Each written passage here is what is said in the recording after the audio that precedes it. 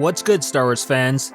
New details about Jon Favreau's upcoming live-action Star Wars TV series have emerged, and unlike Solo, it will rely on an entirely new cast of characters.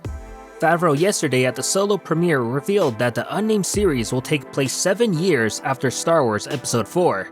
In addition, he said the movie will introduce new characters to the Star Wars universe, and exist between Return of the Jedi and The Force Awakens, as will take advantage of the same technology he used to make the Jungle Book 2016 movie.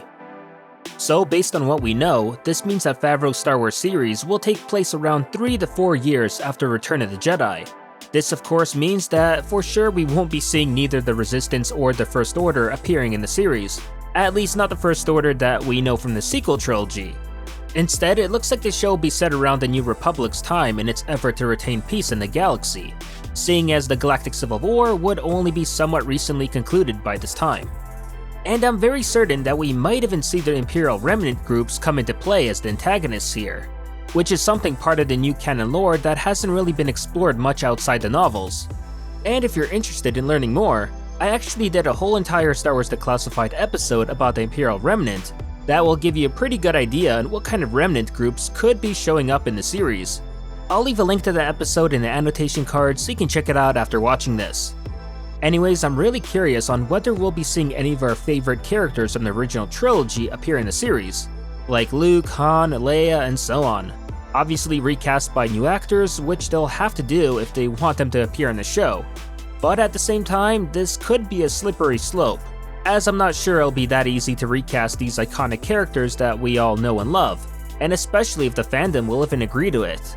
But then again, I think I even saw someone suggest that they maybe keep Alden Ehrenreich to reprise his role as Han Solo in the series because he's now considered the Han Solo of this new generation. I mean, I personally don't agree with that, but hey, that's just my opinion on the matter.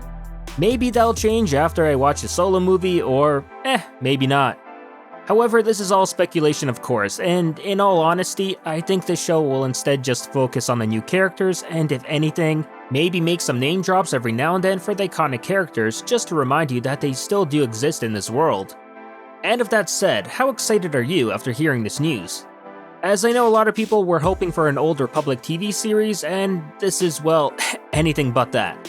It's got potential though, as this is a time that has been largely unexplored in the new canon. So I myself will be curious to see on what they decide to dive into. If anything, I think this will be the perfect medium to show us about Snoke and his background. At least maybe later on in the series. But that'll do it for today. For all your Star Wars news, keep it here to Silo. This is N7 from Silo, signing off.